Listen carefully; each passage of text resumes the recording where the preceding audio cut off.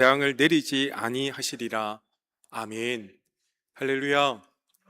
오늘 저는 요나서 3장 말씀을 통하여 다시 두 번째 기회라는 제목으로 함께 말씀을 잠깐 생각해 보기를 원합니다. 사랑하는 성도 여러분, 오늘 예배 참 잘 나오셨습니다. 근데 지금 환절기철이라 그런지 기침 소리가 여기저기 많이 들립니다. 여러분, 어쨌든 건강관리 잘 하심으로 말미암아 아프지 않게 주님 앞에 나와 예배하는 것이 복인 줄 믿습니다.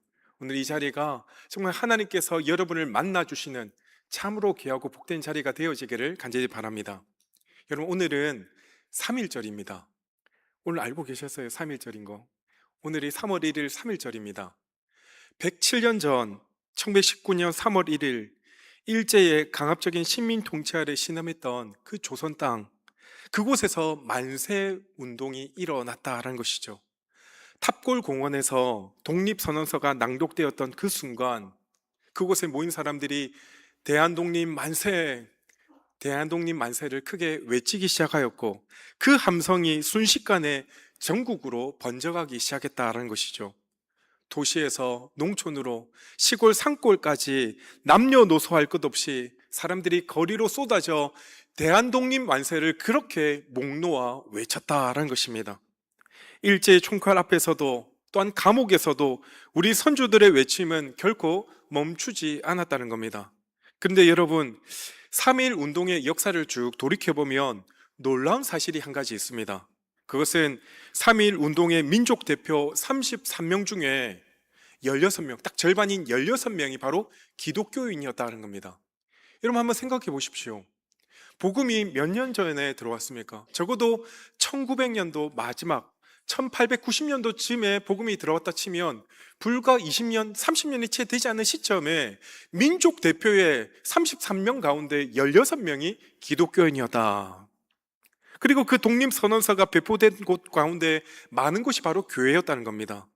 전국 각지의 많은 교회들이 그 만세 운동의 거점이 되어져서 대한독립 만세를 함께 외치며 나아갔다라는 사실입니다. 왜 그럴까요? 왜 신앙을 가진 사람들이 이 만세 운동에 적극적으로 참여하게 되어졌을까요? 저는 그 이유가 그들은 하나님이 살아 계시다는 것을 믿었기 때문에 가능한 줄 믿습니다. 눈에 보이는 현실은 너무나도 절망적이고 희망이 없는 것처럼 보이지만 하나님께서 결코 이 민족을 포기하지 않았다라는 그 믿음이 그들 가운데 있었기에 목 놓아 대한독립 만세를 크게 외칠 수가 있었다는 것이죠. 그 믿음이 그들로 하여금 일어서게 했습니다. 이미 외세의 침입으로 말미암아 완전히 진 것 같은 게임 속에서도, 진 것 같은 싸움 속에서도 그들은 그들을 일으켜 세웠고 대한독립을 크게 외치게 하였다는 것입니다. 오늘 우리가 함께 살펴본 요나서 3장 말씀이 동일한 말씀을 우리에게 주고 있습니다. 포기할 것 같은 상황 속에서 하나님이 다시금 요나를 찾아오셨다는 겁니다. 이미 끝난 것 같은 그 자리에서 하나님께서 다시금 그 요나를 부르시고 있다는 겁니다. 그 부르심 앞에서 한 사람이 일어났습니다. 그 한 사람이 일어나 결국은 외치게 되어졌을 때 온 도시가 살아나는 놀라운 역사가 이루어졌다는 것이죠. 여러분, 살면서 내가 그때 그 선택만 하지 않았더라면 참 좋았을 텐데, 그때 내가 그 선택만 하지 않았으면 너무 좋았을 텐데 라고 후회하신 적은 없습니까? 때로는 내가 그때 그 대학을 선택하지 말아야 될 것을, 내가 그때 그 남자를, 그 아내를 만나지 않았어야 될 것을, 그때 내가 그 사업에 손대지 않았으면 참 좋았을 텐데 라고 후회했던 그 순간들 혹시 있진 않습니까? 다시 여러분에게 두 번째 기회가 주어진다고 하면, 다시금 두 번째 기회가 여러분에게 주어진다고 하면 과연 여러분 그 선택을 하시겠습니까? 몇 해 전에 미국의 한 대학교에서 한 가지 설문조사를 했습니다. 사람들에게 살면서 가장 후회한 것이 무엇인가? 라는 질문을 많은 사람들에게 대상으로 설문조사를 했다는 것이죠. 그랬더니 놀라운 설문조사 결과가 나왔습니다. 대부분의 사람들이 내가 한 일을 후회한 것이 아니라 내가 하지 않은 일에 대해서 후회가 참으로 많았다라는 겁니다. 다시 말해서 했다가 실패한 것보다 시도조차 못한 것에 대해서 더 많이 후회를 하게 되어졌다는 것이죠. 그런데 그 중에서도 가장 많이 후회한 것이 무엇이었냐면 바로 관계에 관한 부분이었습니다.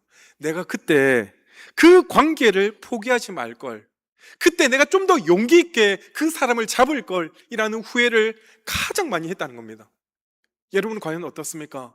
내 인생을 뒤돌아보면 한 것을 후회합니까? 하지 않은 것을 후회합니까? 그때 그 사람을 잡을 걸. 그러면 내 남편, 내 아내가 바뀌었을 가능성이 높습니다. 어쨌든 그때 내가 잡지 않았을 그것 때문에 후회하며 사용했던 시간들이 참으로 많으시죠. 그런 의미에서 보면 우리 인생에 있어서 두 번째 기회를 주었다. 우리에게 두 번째 기회가 주어졌다라는 것은 어찌 보면 하나님 편에서 보면 가장 큰 선물 중에 하나일 수 있다는 겁니다. 오늘 말씀의 제목을 제가 다시 두 번째 기회라는 제목으로 말씀을 삼았는데, 오늘 말씀을 함께 살펴보면서 나에게 다시금 두 번째 기회가 어떻게 주어질지, 그 기회가 나에게 주어진다고 하면 나는 어떻게 남은 여생을 살아갈지를 함께 살펴보며 은혜 받는 귀한 시간이 되어지기를 간절히 바랍니다. 1절 말씀에 보니까 여호와의 말씀이 두 번째로 요나에게 임하니라. 두 번째로 요나에게 임했다라고 이야기합니다. 지난 2주 동안 우리는 요나서의 말씀을 함께 살펴봤습니다. 요나는 분명히 하나님의 말씀을 처음 들었을 때 그 말씀에 불순종하며 하나님 분명히 그에게 니느웨로 가라라고 했는데 그는 완전히 정반대인 다시스로 도망하게 되어졌습니다. 그리고 도망하는 그 배 밑에 가장 미스통한 곳에서 잠들었습니다. 사람들은 지금 풍랑으로 말미암아 죽을 고비를 넘기며 자신이 믿는 신들에게 간절히 외치고 있을 그 순간에도 요나는 배의 가장 미스통한 곳에서 잠을 자고 있었습니다. 결국은 그가 바다에 던지게 되어졌을 때 물고기가 그를 잡아먹게 되었고 그 물고기 뱃속에서 3일 밤낮을 지새이게 되었습니다. 그때 바로 하나님께서 요나에게 말씀을 주고 있다는 것이죠. 두 번째로 하나님은 다시금 그에게 두 번째라는 말씀을 통하여 그에게 담담하게 그리고 아주 조용하게 다가오고 계시다라는 것이죠. 하나님은 요나에게 내가 너를 구했지 않냐? 네가 그렇게 잘못해서 불구하고 내가 너를 구했기 때문에 이젠 똑바로 살아야 돼 라고 훈계하며 다가오신 것이 아니라는 겁니다. 오히려 다시 부르시고 그에게 조용히 말씀하십니다. 우리 같으면 한번 실패했던 그 인생 돌이켜보지도 않고 그렇게 실패의 자리에 있는 사람들을 다시 한 번 더 사명을 맡기지 않을 텐데, 하나님은 실패의 자리에 있는 그 요나에게 찾아가셔서 다시 한 번 더 그에게 기회를 허락해 주셨다는 겁니다. 뭐라고 이야기하십니까? 물고기 뱃속에서 나온 요나, 아마도 그는 어느 바닷가 모래사장에 반쯤 의식을 잃은 채 있었을 것입니다. 여러분, 그 모습이 과연 어떠했을까요? 머리는 완전히 흥크러져 있고 그의 옷에서는 생선 비린내가 가득할 것이고 온몸은 아마도 3일 밤낮을 부르짖고 기도했고 아무것도 먹지 못했기 때문에 지쳐 있을 것입니다. 그 상태에서 하나님의 말씀이 요나에게 임하고 있습니다. 요나야, 일어나라. 그리고 다시금 니느웨로 가라. 요나야, 일어나라. 다시 니느웨로 가라 라고 그에게 말씀을 주셨다는 겁니다. 이 말씀은 요나서 1장 1절의 말씀이 동일하게 반복되어지는 말씀이라는 겁니다. 그에게 똑같은 말씀으로 일어나라, 가라, 선포하라. 하나님이 처음 그에게 주셨던 그 말씀을 오늘 다시금 그에게 주셨다라는 이야기입니다. 근데 하나님께서 보내신 그 목적지가 과연 어디입니까? 다른 곳이 아니라 바로 니느웨였다라는 겁니다. 여러분, 한번 상식적으로 생각해 보면 요나가 저렇게도 힘들어하는데 하나님이 좀 다른 쉬운 곳으로 보내시든지 아니면 다른 지역으로 보내시든지 하면 참 좋았을 것 같은데, 하나님은 그렇게 하지 않으시고 여전히 하나님의 부르심은 바로 니느웨였다는 겁니다. 요나가 가기 가장 싫었던 바로 그 도시를 다시 한 번 더 하나님은 가라라고 명령해 주셨다라는 겁니다. 이처럼 하나님의 뜻은 우리의 불순종으로 말미암아 바뀌는 것이 결코 아니라는 겁니다. 우리가 도망쳤다고 해서 하나님의 계획이 수정되는 것이 아니라 우리가 돌아와 그 계획 속으로 다시 들어가도록 하나님은 여전히 기다리고 계시다라는 사실입니다. 제가 신학교를 다녔습니다. 대학교를 졸업하고 신학대학원을 들어갔더니 120명의 동기들이 있었는데요. 그곳에 갔더니 저처럼 그냥 대학교를 졸업해서 바로 신학교로 온 사람들도 여럿 있었지만 대부분의 사람들이 나이가 좀 많았습니다. 그러니까 어린 나이에 제가 그 형들을 바라보면서 아니 왜 기왕 올 거 일찍 오지 왜 늦게 왔을까 라고 생각했었습니다. 그랬더니 그분들의 이야기가 대부분의 공통점이 뭐였냐면 젊은 날 하나님께서 자신들을 부르셨대요. 너 앞으로 목회해야 돼 라고 하나님께서 불렀는데 그 부르심 앞에 거부하고, 아니 이 땅에 많고 많은 목회자들이 있는데 굳이 나까지 목회할 이유가 있을까 싶어서 그 부르심에 거부하고 세상을 향해 나갔다는 겁니다. 때로는 직장생활하고 사업을 했다는 것이죠. 한때는 잘 나갔다고 합니다. 그런데 어느 순간 갑자기 그 길들이 막히기 시작했다는 것이죠. 그 순간 깨달았습니다. 아, 하나님이 나를 부르셨구나. 그리고 두 손 두 발 들고 다시금 신학교에 오신 분들이 참으로 많았다는 것이죠. 그러면서 그분들이, 어린 저희들이 했던 이야기가 뭐였냐면, 얘들아 너희가 복되다. 일찍 부르심에 응답하여서 일찍 신학교 들어와서 목회 활동할 수 있다는 것이 얼마나 복된지 모른다. 오히려 우리보다 너희가 복되다라고 이야기를 참 많이 들었다는 것이죠. 동일하게 오늘 요나가 그랬다는 것입니다. 3절을 보면 이번에는 요나가 여호와의 말씀대로 일어나 니느웨로 가니라 라고 말씀합니다. 분명 1장에서 요나는 하나님께서 니느웨로 가라고 했었을 때 그 말을 거부하고 일어나 다시스로 갔는데, 이번에 3장에 와서는 요나가 여호와의 말씀으로 일어나 니느웨로 가니라, 같은 일어나서라고 했는데 방향이 완전히 달라졌다는 겁니다. 정반대 방향으로 이제는 하나님의 말씀에 순종하여 니느웨로 걸어갔다라는 것입니다. 요나는 물고기 뱃속에서 분명 무언가를 느꼈을 것입니다. 사흘 동안 캄캄하고 좁은 공간에 있으면서 요나는 자기 자신을 정확히 대면하게 되어졌습니다. 그 속에서 하나님께서 그에게 말씀하시는 그 뜨거운 무언가를 깨닫게 되어졌다라는 것이죠. 그리고 그가 마지막에 드린 기도의 결론이 무엇이었습니까? 구원은 여호와께 속한 것입니다. 다시 말해, 우리가 살고 죽는 것은 하나님의 손아귀 안에 있습니다. 하나님의 손바닥 안에 있습니다 라는 믿음의 고백을 올려드리며 그가 일어나기 시작했다라는 것이면, 사랑하는 성도 여러분, 오늘 이 자리에 계신 분들 중에 하나님께서 분명 나에게 뭐라고 계속해서 말씀하고 계셨는데 그 말씀을 거부한 분들이 혹시 있지는 않습니까? 분명 아직 내가 일어나지 못한 분이 분명히 계실 줄 믿습니다. 아니 어려워서, 아니 아직 준비가 되지 않는 것 같아서, 아직 내 마음에 정리가 되지 않아서 그 하나님의 말씀에 대해서 거부하신 분들이 혹시 있지는 않습니까? 우리 중에 완벽하게 준비되어져서 순종할 수 있는 사람은 우리 중에 아무도 없습니다. 요나도 여전히 그 마음은, 찝찝한 마음은 남아 있었으면, 여전히 그 마음 가운데 니느웨를 향한 싫은 마음들이 분명히 있었을 것이면, 하지만 그는 하나님의 말씀대로 다시 일어났습니다.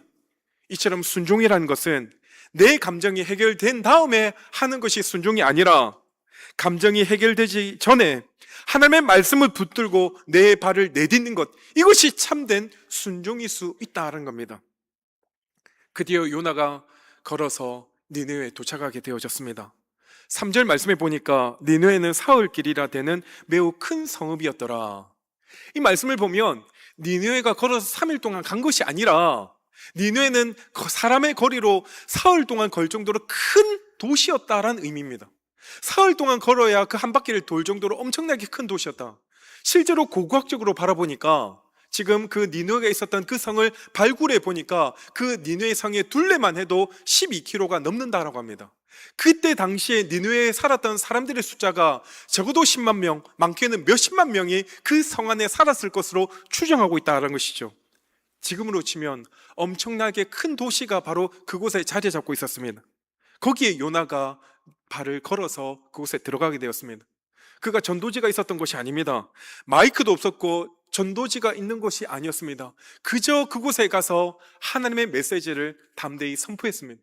그가 뭐라고 그들에게 선포했습니까? 다른 것이 아닙니다. 4절 보니까 40일이 지나면 니느웨가 무너지리라.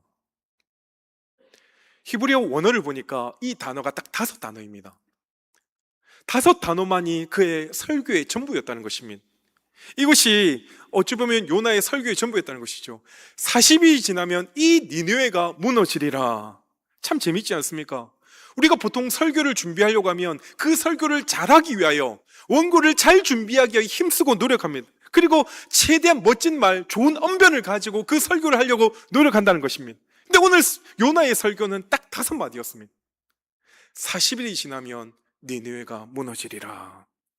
마치 이것은 신약시대 세례요한이 하나님의 부르심을 받고 광야에서 하나님께 은혜 받고 난 다음에 외쳤던 고백과 동일한 고백인 줄 있습니다. 세례요한이 광야에서 뭐라고 외쳤습니까? 회개하라, 천국이 가까이 왔느니라. 회개하라, 천국이 가까이 왔다라는 그 선포되는 메시지 가운데 많은 사람들이 예수를 믿게 되어지는 놀라운 역사가 이루어졌다는 것이죠.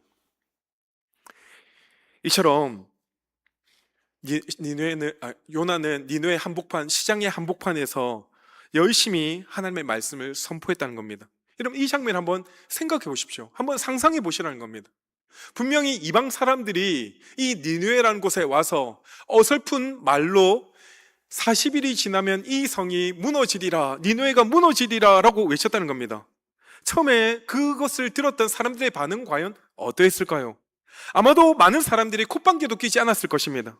저 사람 뭐야? 라고 비웃는 사람도 있었고, 아마도 저 사람 미친 사람 아닌가라고 여겼던 부분도 분명히 있었을 것입니다. 근데 요나는 그들의 이야기에 대해서 귀 기울이지 않고 멈추지 않고 외쳤다는 겁니다. 40일이 지나면 이 니느웨가 무너지리라, 쉬지 않고 하루 동안 외치며 나아갔다는 겁니다. 여러분, 이 요나의 외침에는 우리가 두 가지를 한번 생각해 볼 수 있습니다. 하나는 요나는 메시지를 희석시키지 않았다라는 겁니다. 이 사람들은 이방 사람들이니까 내 말을 혹시 못 알아들을 수 있을까 싶어서 쉽게 풀어 설명치 않았다는 겁니다. 혹시 직접적으로 말하면 그들이 반감을 살까 싶어서 포장하지 않았다는 겁니다. 오히려 있는 그대로 하나님이 주신 그 메시지를 온전히 증거했다는 겁니다. 둘째, 요나는 결과를 계산하지 않았다는 겁니다. 분명 요나의 속마음은 복잡했을 것입니다. 이들이 회개치 않았으면 좋겠다. 왜냐하면 이 니느웨 사람들은 우리 이스라엘 백성들의 원수 같은 사람들이었기 때문에 이들이 회개치 않았으면 좋겠다라고 생각할 수 있었습니다. 그렇지만 적어도 이 순간만큼은 반응이 없는 그들을 향해 담대히 하나님의 말씀을 온전히 증거하기에 힘썼다는 겁니다. 그래서 오늘 우리도 마찬가지입니다. 우리가 복음을 전할 때 예수님께서 우리 같은 죄인을 위하여 죽으시고 부활하셨습니다. 그분을 믿어야 구원받습니다. 이게 복음의 메시지입니다. 이 메시지는 분명히 단순합니다. 결코 화려하지 않다는 겁니다. 이 메시지에 예수의 제자들이 변화되어졌습니다. 오순절 성령 강림 사건을 통해 제자들이 완전히 변화되어졌다는 겁니다. 초대교회의 성도들도 바로 단순하게 복음을 증거했습니다. 너희가 십자가에 못 박은 이 예수가 주가 그리스도 되게 하셨느니라. 이것이 그들이 전한 전부였다는 겁니다. 하지만 이 단순한 메시지가 2000년이 지난 지금까지 이 세상을 바꾸어 오고 있다는 겁니다.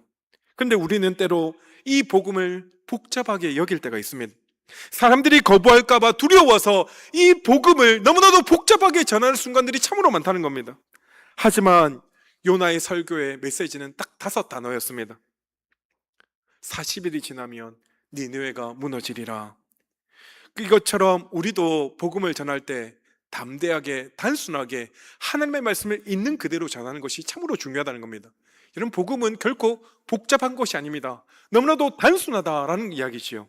그러자 그 성에 어떤 일이 일어나게 되어졌습니까? 5절 말씀에 보니까 니느웨 사람들이 하나님을 믿고 금식을 선포하고 높고 낮은 자를 막론하고 굵은 베옷을 입은지라. 이것이 어느 정도 파급력이 일어났는지 우리가 예측하지 못하기 때문에 우리가 살고 있는 이 LA 땅을 한번 가정해서 생각해 보십시다. 어떤 한 외국인이 LA 다운타운에 와서 이렇게 외칩니다. 40일이 지나면 이 LA가 무너지리라. 막 하루 종일 외친다고 생각해 보십시오. 사람들이 그 모습을 보면 어떤 생각을 하게 되었을까요? 40일이 지나면 이 LA 땅이 무너진다고? 사람들이 그에 동조를 했을까요?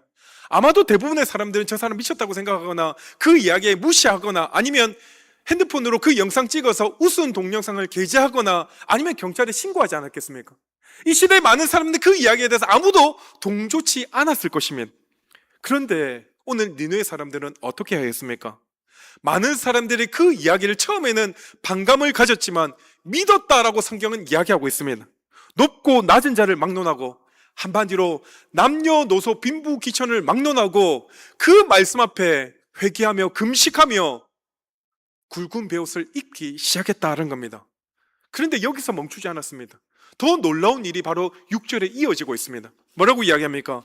니느웨 왕이 그 소식을 듣고 어떻게 했다라고 이야기합니까? 6절에 보니까 그 소식이 니느웨 왕에게 들림에 왕이 보좌에서 일어나 왕복을 벗고 굵은 베옷을 입고 제 위에 앉으리라. 여러분, 당시 세계 최강대국 아수르의 왕, 당시 고대 근동에서 아수르의 왕은 거의 신과 동격일 정도로 대단한 사람이었으면, 한마디로 왕의 보좌에서 말하는 그 말이 마치 신의 이야기처럼 들렸던 그 자리였습니다. 그런데 오늘 그 왕이 왕복을 벗고 베옷을 입고 제위에 앉았다는 겁니다. 한마디로 왕이 무릎을 꿇었습니다. 이것은 단순히 종교의식을 이야기하는 것이 아니라는 것이죠. 당시 문화에서 왕이 베옷을 입었다, 제위에 앉았다는 것은 자신의 모든 권위와 위엄을 내려놓는다는 겁니다. 왕이 나는 아무것도 아닙니다, 하나님이 나의 주인입니다, 고백이 바로 제위에 앉았다는 표현일 수 있습니다. 그리고 더 나아가 왕이 조서를 내립니다. 바로 7절과 8절을 보면 왕이 조서를 내릴 때 어떤 일이 일어났습니까? 사람이나 짐승이나 모든 사람, 모든 것들이 금식에 동참했다라고 합니다. 특별히 소도 양도 굵은 베옷을 입혔다라고 이야기합니다. 여러분 한번 가정해 보십시오. 소와 양이 어떻게 굵은 베옷을 입었겠습니까? 이건 분명히 어떤 이야기냐면, 문자적으로 소나 양에게 굵은 베옷을 입혔다기보다는 온 도시가, 모든 것이 회개의 물결로 가득 차게 되었다. 한마디로 니느웨가 그 말씀 앞에 온 모두가 회개하게 되어졌다라는 이야기입니다. 그런데 이 말씀 앞에 9절의 왕이 뭐라고 고백하고 있습니까? 하나님이 뜻을 돌이키고 그 진노를 그치사 우리가 멸망하지 않게 하시리라. 그렇지 않을 줄을 누가 알겠느냐 한지라. 왕이 뭐라고 이야기합니까? 누가 알겠느냐. 지금 느느웨 왕은 하나님이 반드시 용서해 주실 것이다 확신을 가지고 회개한 것이 아니라는 겁니다. 혹시라는 신라 같은 희망 하나 붙들고 온 도시가 하나님 앞에 무릎을 꿇게 되어졌습니다. 저는 이것이 진정한 회개라고 여겨집니다. 회개는 내가 이렇게 하면 하나님께서 이렇게 해주실 거야 라는 거래가 아니라는 겁니다. 나는 이 자리에 내려오겠습니다.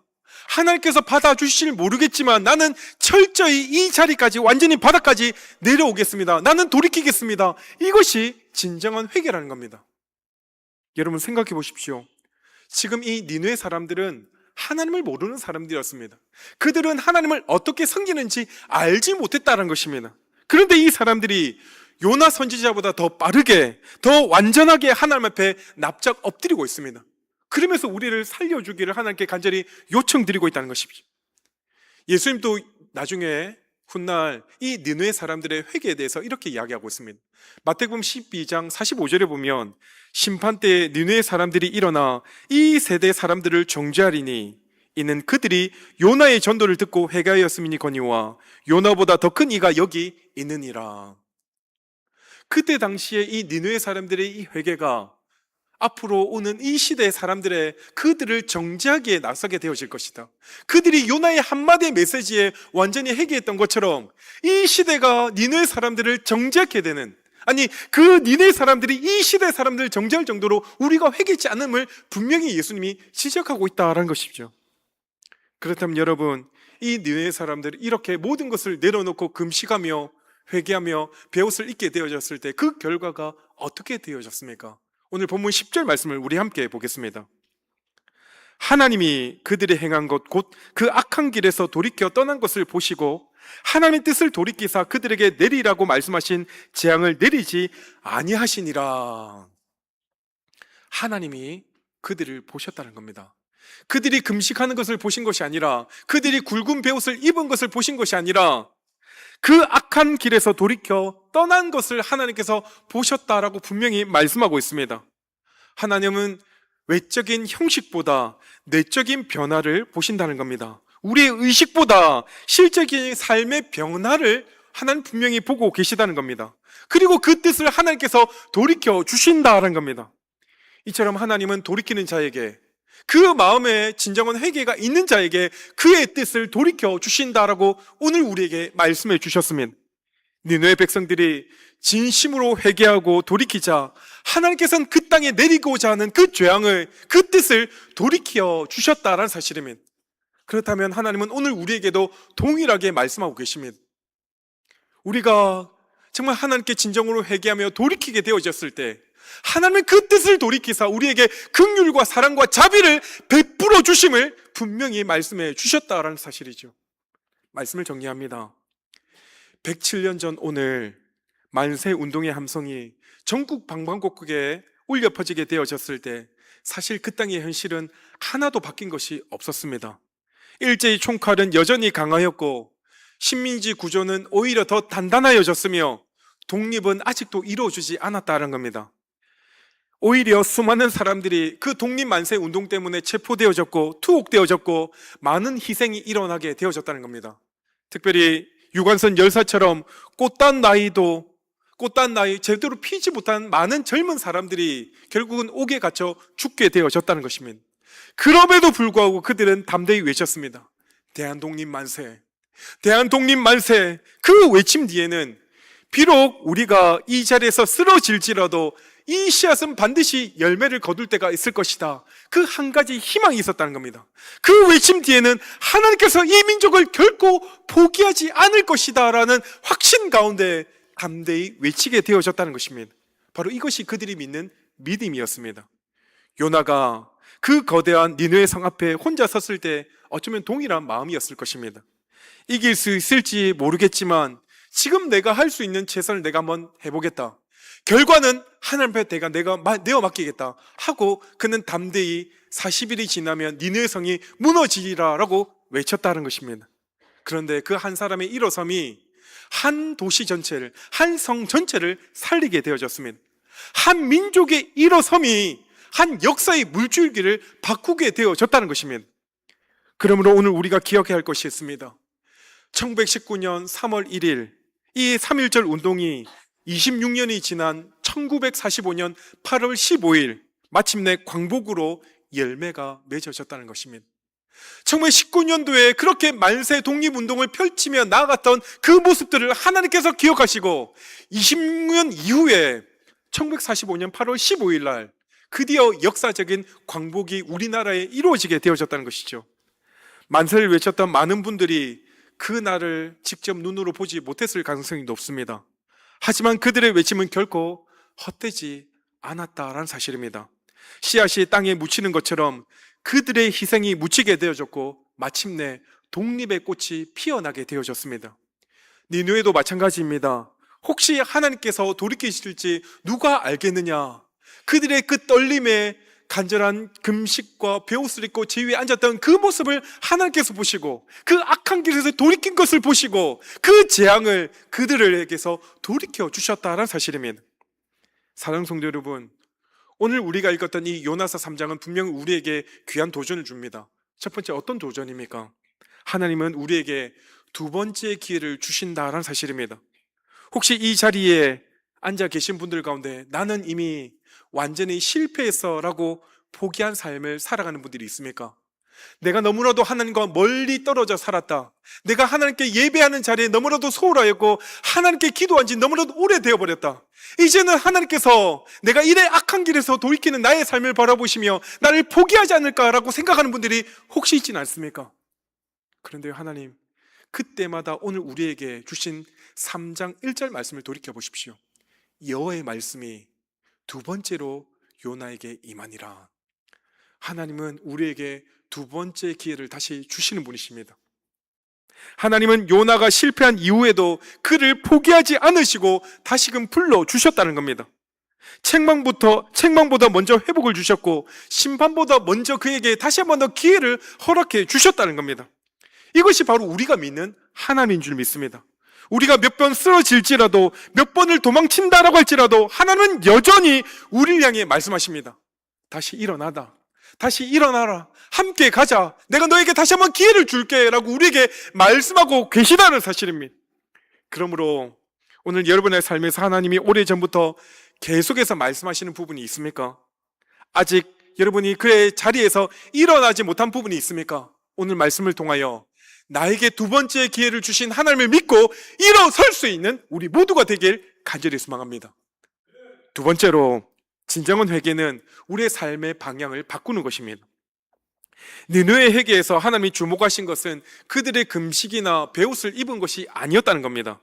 악한 길에서 돌이켜 떠난 것을 하나님께서 분명히 보셨다라고 말씀하시면, 우리는 때로 회개한다라는 것을 우리의 감정으로 착각할 수 있습니다. 물론 예배 때 내 마음이 울컥하고 완전히 하나님께서 말씀하시는 것이 같다라고 느껴지는 순간이 있습니다. 그것이 가짜 회개라는 것은 아닙니다. 그러나 진정한 회개라는 것은 내가 내 집으로 돌아와서 내 삶의 방향이 바뀌는 것이 진정한 회개일 수 있다는 것이죠. 성도 여러분, 오늘 우리가 과연 돌이켜야 될 것이 과연 무엇입니까? 내 안에 누군가를 향한 오래된 원망입니까? 아니면 너무나 오래 품어왔던 그 무언가에 대한 두려움입니까? 아니면 가족에 대한 원망과 무관심입니까? 아니면 하늘보다 더 앞서는 그 어떤 무언가입니까? 니느웨 왕이 그 말씀 앞에 자신의 보좌왕에 내려와 완전히 겸손하게 엎드렸던 것처럼 오늘 우리도 우리가 올라앉아 있었던 그 나의 왕자에서 내려와 하나님 앞에 나아가기로 결단할 수 있는 저와 여러분이 되어지기를 간절히 바랍니다. 그동안은 내가 내 삶의 왕자였다면 그 왕자에서 이제는 내려와 하나님께서 내 삶을 다스려 주십시오. 내 삶의 방향을 오직 하나님께 맞추겠습니다. 믿음의 고백을 할 수 있는 저와 여러분이 되어지기를 간절히 바랍니다. 셋째로, 지금 일어나서 가십시오. 요나는 혼자였습니다. 거대한 도시 앞에서 한없이 작은 한 사람이었습니다. 하지만 그는 걸어 들어갔고 담대히 외쳤습니다. 3.1 운동의 선열들이 총칼 앞에서도 당당하게 일어났던 것처럼 오늘 저와 여러분도 그 하나님의 말씀 앞에 당당히 일어설 수 있기를 간절히 바랍니다. 우리가 살고 있는 이 시대에 이 도시도 어찌 보면 니느웨와 별반 다르지 않습니다. 여기도 여전히 하나님의 긍휼이 필요한 사람이 많이 있다는 것이죠. 우리 곁에 있는 이웃, 자녀, 우리 자녀 손들, 함께 일하는 사람들, 내가 늘 보는 가게 주인, 그 사람들이 여전히 하나님의 복음을 들어야 될 사람들이라는 겁니다.